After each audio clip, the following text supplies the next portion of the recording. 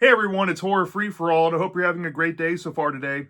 I have another season ranking of the Creepshow television series, and this ranking is going to be centered around season 4, which came out a few weeks ago at the time of me making this video.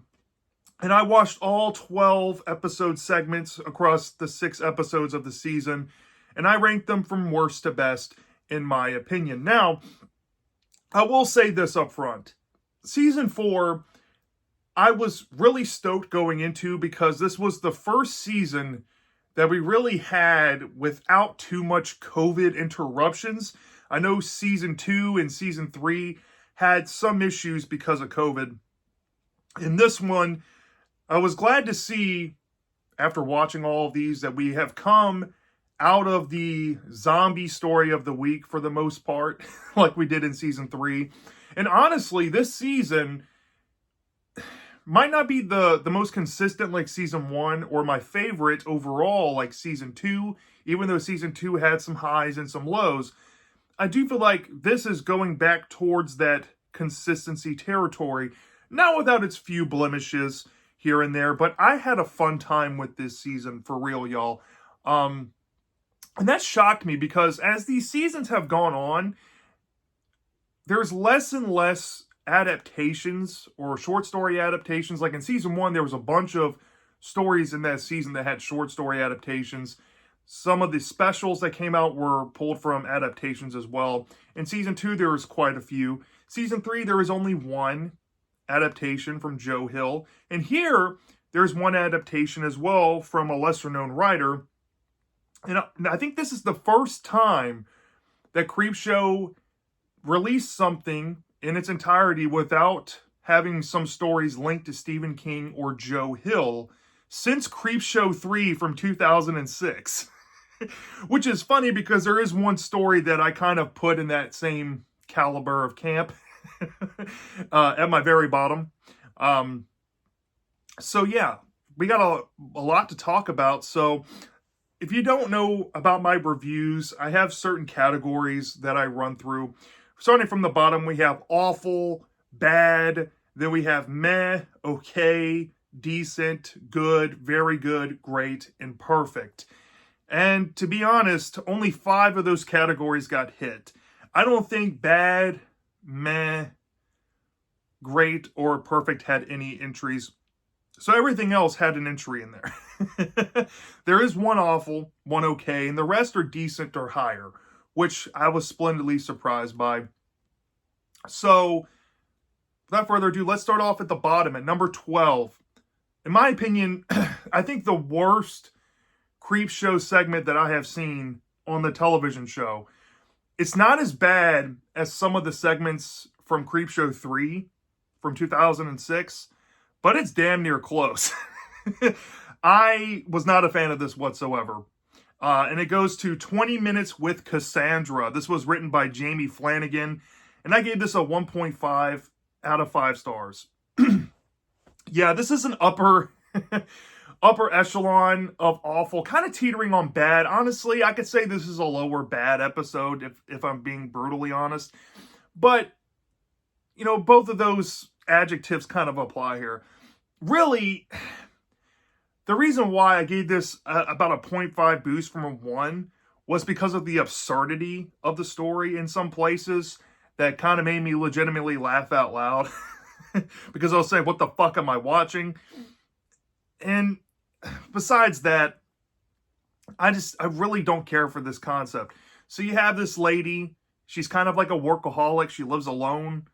She doesn't really talk to much people. She comes home, orders pizza, eats alone all the time. And one night, she comes home from work, orders a pizza, and this girl rings the doorbell and says, hey, there's a monster outside, can you let me in? And the woman reluctantly lets her in. And after talking with her, they briefly interact. The woman gets convinced that this monster outside of her house might be real and is going around killing people. And throughout the episode, this girl that wandered inside the house is like trying to tell her, you shouldn't go outside, whatnot. And the woman's trying not to listen. The pizza delivery guy comes. You see what happens to him with the monster and all that. but it takes a while to get to those places. And I still really kind of struggle with what the fuck actually happened in the story. The general gist is that the girl Cassandra may or may not know something about the monster outside of the house, and they might be kind of working together to come after a certain person inside the house, which happens to be the woman. And then there's a twist that a woman might have her own monster, but we don't really ever see that. And it just kind of fizzles out in the end. I really don't know the real direction of this.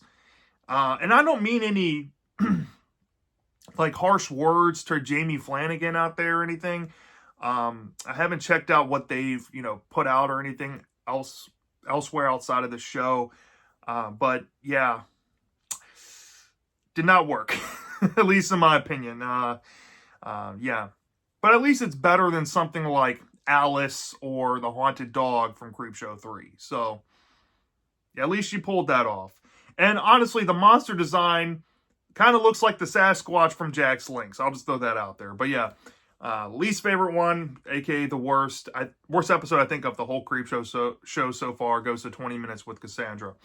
And number 11, this one's an okay episode. It's called To Grandmother's House We Go. This was written by William Butler. I gave this a 2.75 out of 5 stars, which is kind of bordering on that decent line, but kind of falls short.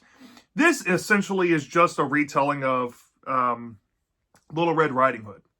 There's nothing new here, and the story gets super predictable after a certain point because there's little Easter eggs and hints dropped throughout the episode that if you already know what you're looking for, you can easily predict the twist at the end.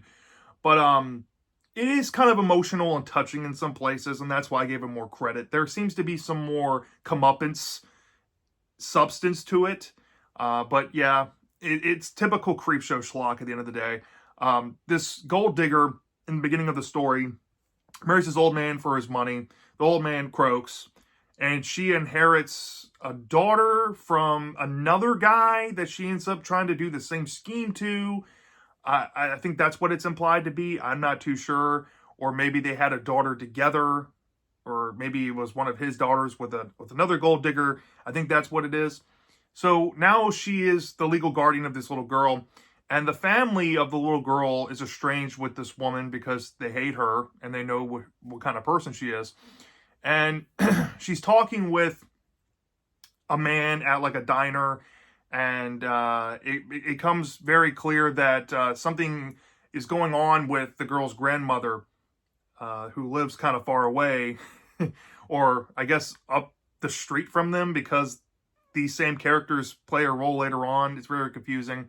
But they get in the car and they head up to the grandmother's estate. And on this car ride, they have a night they won't ever forget with some werewolves. And the werewolves, like I said, tie into some characters that we see early on, and they all might be in on this scheme. And the twist you kind of see coming if you know what you're looking at, because it fits into the family not liking the stepmom. So yeah, it is what it is, but it was an okay episode.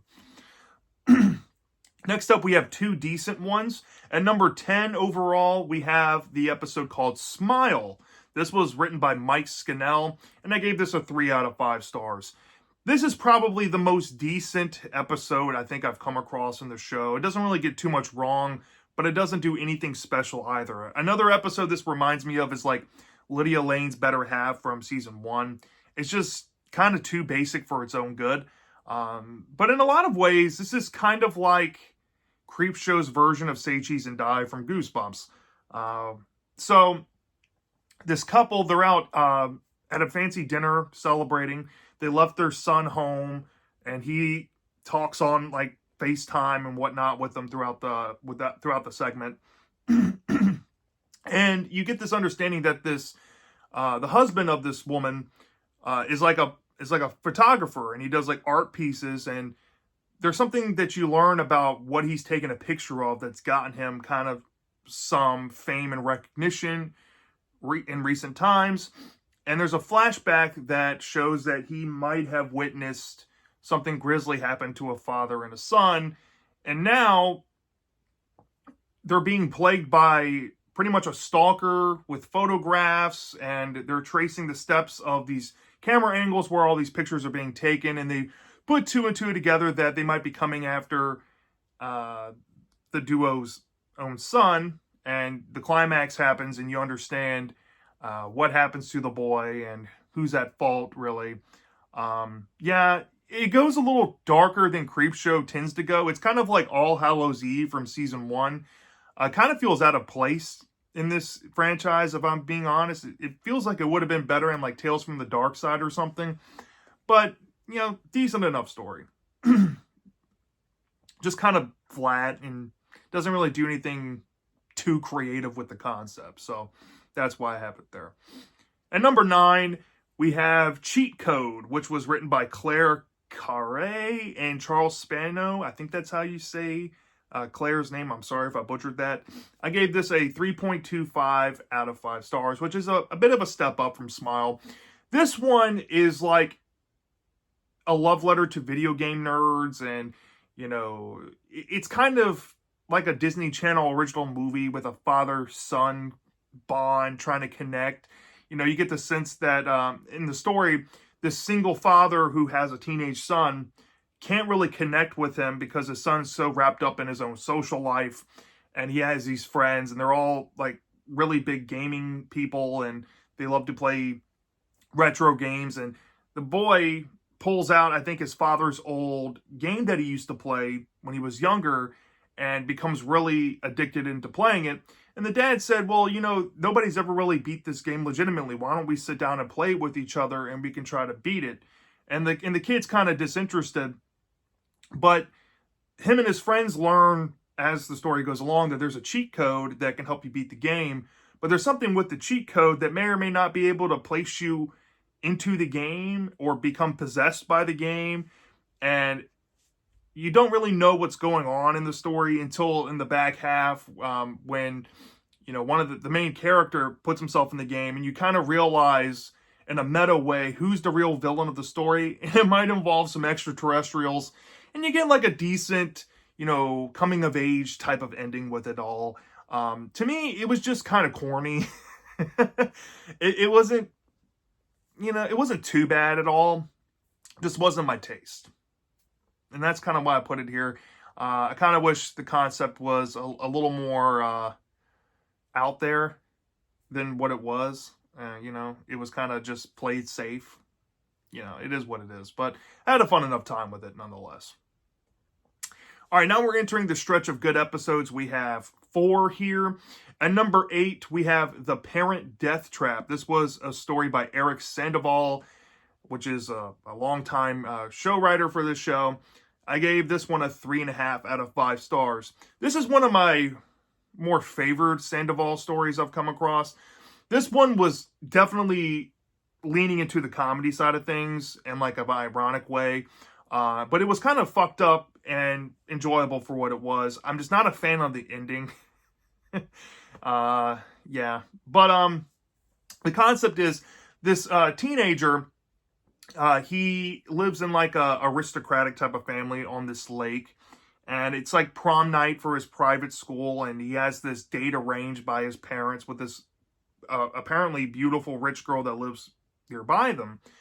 And he is pretty much being pestered by his mom and dad to no end. And he kind of just snaps on them and like murders them. You see some stuff on screen, some stuff off screen. But he pretty much kills them and throws their bodies in the lake.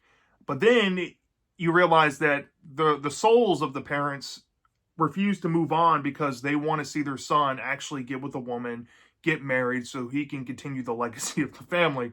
So there's a big old time jump into the future where he's kind of evaded, you know, police and detectives all these years about the disappearance of his parents, who he can see, but nobody else can see in their spirit form. And while in their spirit form, they're like all brutalized and grotesque, you know, how the way they died and all that. And he ends up reconnecting with the girl he was supposed to go to prom with. And they're trying to coach him to like get with this girl. And there's a plot twist that I did not see coming, actually. And I thought that was kind of clever, where the girl may or may not have a similar situation going on. And she has her own motives with this guy. Yeah, it was a good story. I mean, I had a fun enough time with it. I just wish that the story leaned more into a serious note. It was trying to be a dark comedy. If you've ever seen that movie, I forget what it's called, with like the two boys that do a home invasion and they like brutalize a husband and wife and their kids.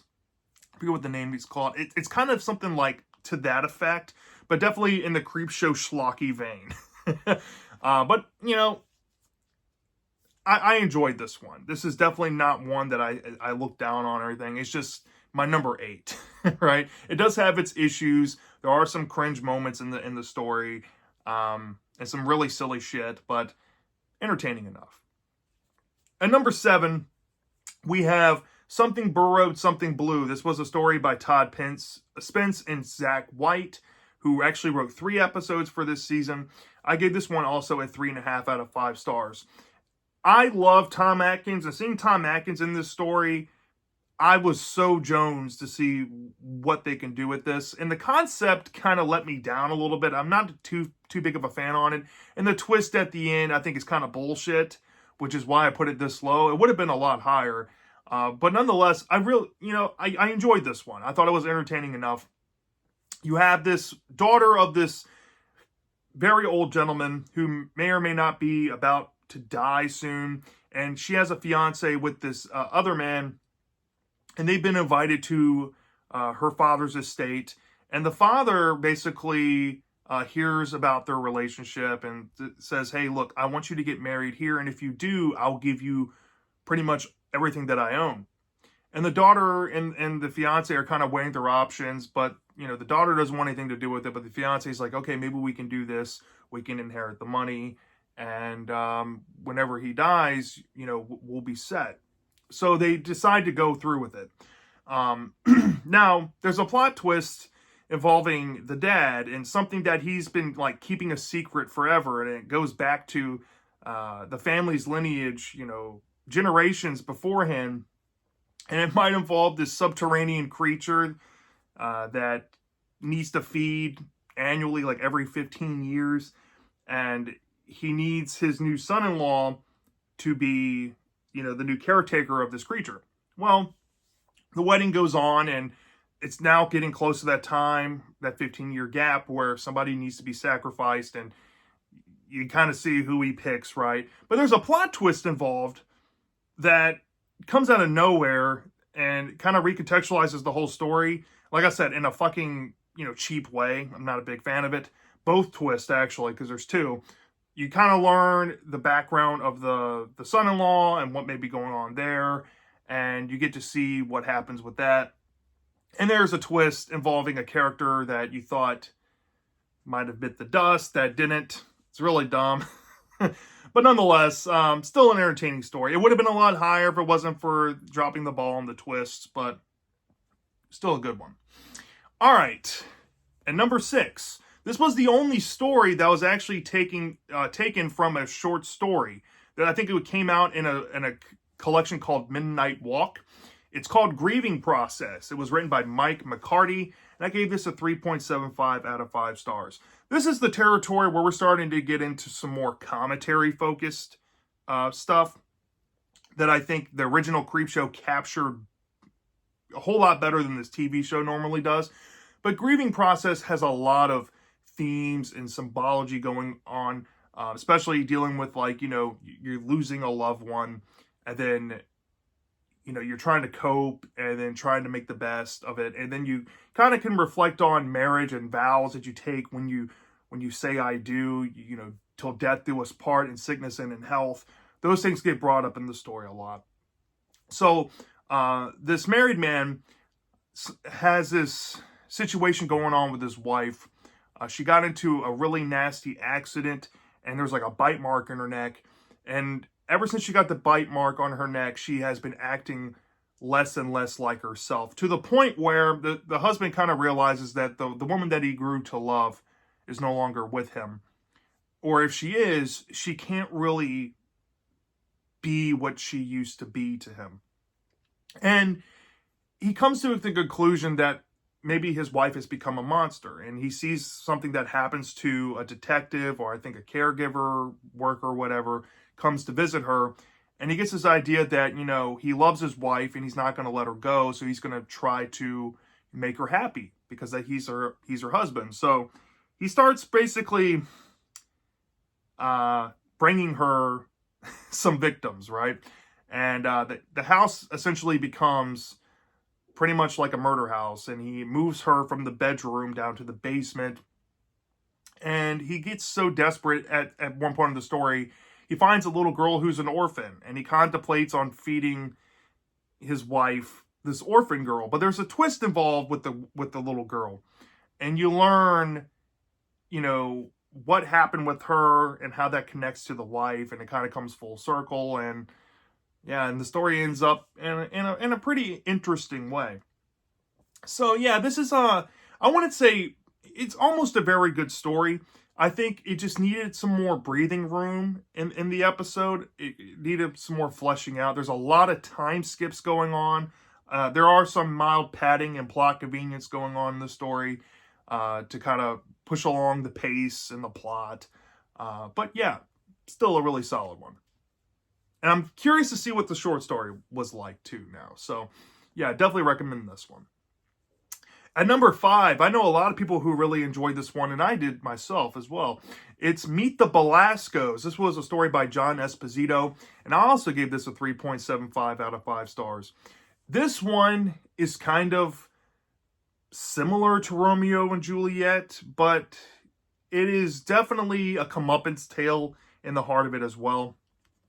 And there's some commentary, kind of similar to Twilight, which makes me cringe a little bit. And looking at the story, I don't mind the acting performances. I think this might have collectively the best acting from this season. It's just I just wish it was a little more less predictable in some areas and less corny and cheesy. But nonetheless, this family of vampires, which in this story, vampires are known to humans, and they're considered like their own human-like race. And it's a play on racism, essentially, and segregation and all that. And I can see the deep themes and subtext going on. Outsider mentality. There's a lot of that in the story, and you wouldn't think that on the surface, but it actually sends more of a message than most of these stories from this show usually does. So this family of 3, it starts off with like a flashback of this vampire hunter coming after one of their kids, and it's like, I guess, hundreds of years down the line. This couple has a daughter, and they're moving to a new neighborhood, and vampires are kind of welcome there, but the neighbor is kind of like a vampire racist, hates vampires. He has like, stakes and crossbows and onions or garlic necklaces ready to go to come after the vampires in case they try something on him. But his son is really infatuated by the vampire girl, and there is some creepy, rapey like things going on with the son at first, but they hit a love connection and they kind of bond over being human and vampire. And the girl doesn't want to change him into a vampire. She loves him like a human, but he wants to be a vampire because he's a night owl and he wants to live with her forever. And they have these dreams to, do things together. Well, it comes to a point in the story where the dad pretty much leaves the lynch mob to come after the family of vampires. And the girl vampire pretty much fucks everyone up. And there's something that happens to the girl that you learn.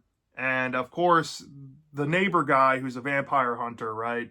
There's something that happens to him and you learn what happens. And I think the story is a little more darker than usual because it involves somebody you wouldn't think it would. But yeah, it pretty much hit on those classic Creepshow notes that made the original movie so iconic, because while it's gory and schlock-filled, there's some legit subtext and commentary going on there, and I appreciate this. I would put this on par with even some of the least great segments from that original movie. Like I said, there are some issues with it, but I really enjoyed this one, so yeah. And rounding out the good, we have The Hat. This was a story written by Byron Willinger and Philip de Blassie, who actually wrote a story in the issue of Creepshow called Issue 0 that was released by Heavy Metal Comics. That's really hard to find, and I still want to get my hands on that comic for those stories. But I also give this a 3.75 out of 5 stars. This one I feel was a love letter to Stephen King. And I feel like maybe they did this because they didn't have Stephen King stories available to make for this season. So they pretty much made a story about a struggling writer who has, a fascination with horror writers and all that, but he has writer's block. And he goes to like this publisher who has all these artifacts of these famous horror writers. And she pretty much says, well, if you want it bad enough, you got to tell me. And he's like, yeah, I want it. And she's like, all right, well, go get it. And he takes a hat, which is in this publishing house, home with him. And him and his artist estranged wife, they have relationship problems. But she's trying to be supportive with him. And he starts wearing the hat. And over the course of the episode, every time he puts the hat on, he's able to write and just keep writing and get stuff done. And he starts to get some success out of it. And he realizes that the hat is crucial to him being able to write as much as he is. And before you know it, so much time has gone on that, it's a similar concept to a story from season 3. And I don't want to give it away. But every time he puts the hat on, there might be some type of time paradox where he's not aware of how much time is going by as he's writing all this and as he's staying laser focused. And of course, because it's Creepshow, there's a revelation about the publisher and knowledge of this hat and what the hat is. It is fucking bizarre. And there's a twist ending. Once the man comes to grips with what the hat is, he finds a way to kind of, maybe get himself out of it. But there's a twist involving his wife, and it's Creepshow.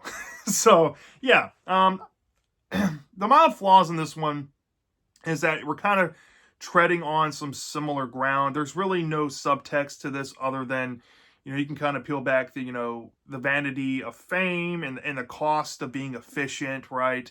There's never something that's completely free. And I get that from this story. There's a piece of yourself that you have to give to get success, essentially. And quite literally, that's what the story is going for. In terms of the monster and the concept and all that. So, yeah, treading familiar ground. The acting was kind of hit or miss with the main character. He wasn't really that interesting, in my opinion. But other than that, pretty effective, creepy story nonetheless. All right, in the top 3, these are easily my 3 favorites from this season. They all got 4 out of 5 stars or higher. And at number 3, we have George Romero in 3D. This was another Todd Spence and Zach White story. I gave this a 4 out of 5 stars. I said in season 3 that I'm tired of the stroke fest of George Romero and Greg Nicotero in the show. And I still am. But this concept was fucking dope. And I have to give it to them. There's just something about this that just spoke on that. It honestly felt like an 80s property of some sort. Like this could have been made in the 80s. It actually looked like that too. It was very bizarre.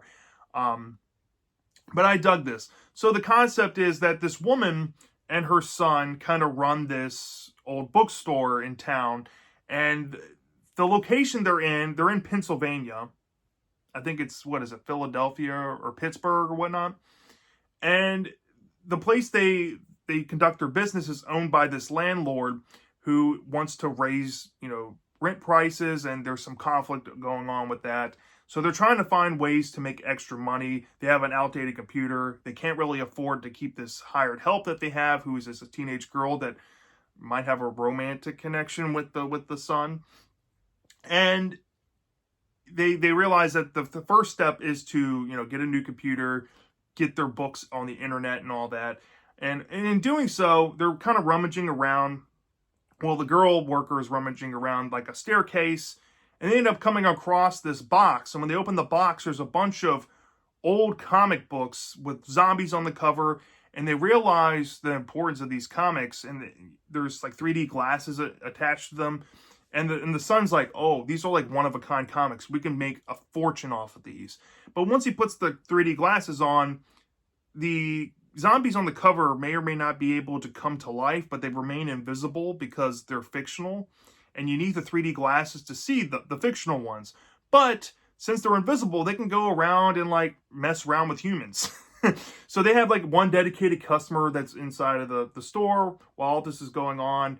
And something happens to the customer where he becomes like a real life zombie.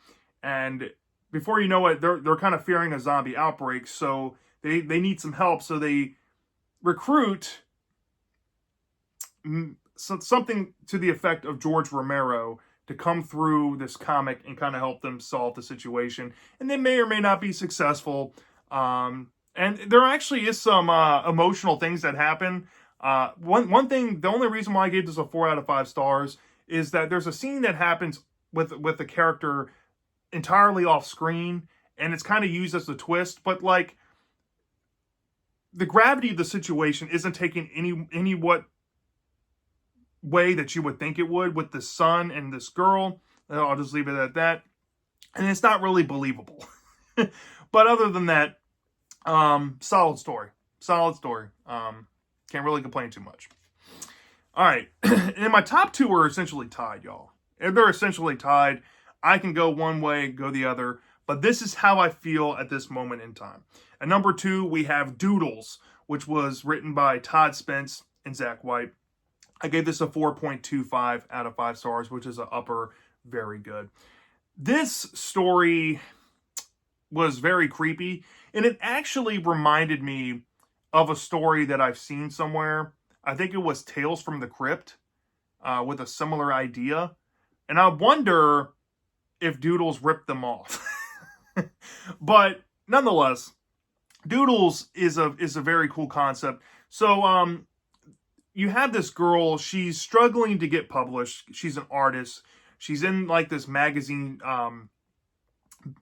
publisher's building, and she has this interaction with this woman who may or may not steal her, painting, and gets it on the cover of this magazine when she goes in to interview for. And the guy, he's like a pompous ass, the editor-in-chief, right? But there's an underhand of him that she recognizes from high school, and she has this connection with him. And there's some scenes where she's going through this yearbook of hers and kind of reminiscing on, her childhood and her dreams and aspirations and how she hasn't hit that yet, but this guy has, and stuff like that. And she gets really upset about the whole situation, and she takes one of the magazines and she sees a photo of the woman who stole her art and decides to doodle on it. And when she does that, it's kind of like when she does it, it causes it to happen in real life. And something, of course, bad happens to the artist lady. And then she's given an opportunity to maybe become a contract, full-time artist with the publisher, but there's some consternation with that, with the editor-in-chief, and she may or may not do something to the effect with the editor-in-chief, which is really brutal and gory, possibly the most gory thing in this whole season, minus something from my number 1 episode. And, of course, she ends up, befriending her high school friend who becomes the new editor-in-chief, but there's something that he learns about the situation that kind of complicates things, and that leads into the climax, and you get to learn about what happens to this woman and this new editor-in-chief and all that. So, yeah, Doodles. It's more of a cautionary tale. I guess there's not really much substance to it. It's just trying to be a creepy idea. But yeah, very effective at what it is. I was thoroughly entertained, and I like it. The only reason why I deducted points, honestly, was kind of how abrupt the ending is, and for mild unoriginality here and there. But very well executed episode. But my number 1 definitely shocked me. It shocked me, and I was not expecting this. But man, this has to be one of the most visually effective episodes they've done in the show so far. And it was called Baby Teeth. This was in the final episode of the season. I think it was the final segment too. So it went out with a bang. It was written by Melanie Dale, and I gave this also a 4.25 out of 5 stars. Baby teeth. Wow. It is definitely a weird story. I don't think this is going to be for everyone, but man, this is some fucked up shit, okay? So this mom, she is definitely overprotective of her daughter. And the daughter really resents her mom for being overprotective. And she kind of brags to her mom because she thinks that her mom's kind of like psychotic, that she got her belly button pierced and she's going out drinking with guys. She's 17, and once she turns 18, she's leaving her forever and she can't do anything about it. And the mom, like, kind of mentally breaks down. You see these flashbacks of her, you know, she has this like pendant around her neck and she makes her daughter wear a pendant. And you see these flashbacks with her and her infant daughter inside of this nursery room, which she still has intact in the house, which is really fucking bizarre. And you don't know what to make of this, right? But the daughter had her wisdom teeth taken out and needs, you know, to have her mom take care of her. And she takes the wisdom teeth and puts them in this box where she saved all these baby teeth throughout this little girl's life, all the way up until her, you know, the age of 17. And when she does that, she does something to the box which triggers essentially a creature to come out inside of this closet armoire. And this fucking creature, man, it's wearing baby clothes. It has a fucked up face. I'm telling you, this thing is nightmare fuel. Well, you get the sense that what happened was because of the mom's doing. And this girl invites her friend over, and pretty much shit goes south once they discover what's going on inside of the nursery room. And I'll tell you this now. There's some deaths in this story that are fucked up, man. Like, you can't unsee this shit. And there's a twist that I did not see coming whatsoever. And that shit blew my mind.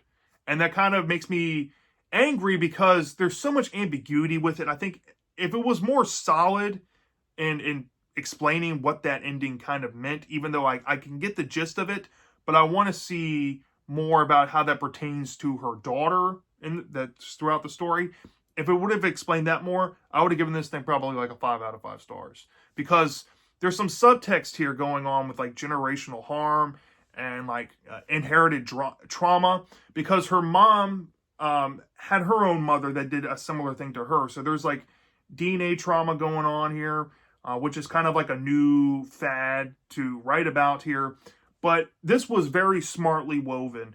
And it was kind of heart-wrenching because at first you really don't like this mom, but then you start to really sympathize with her and hate her daughter.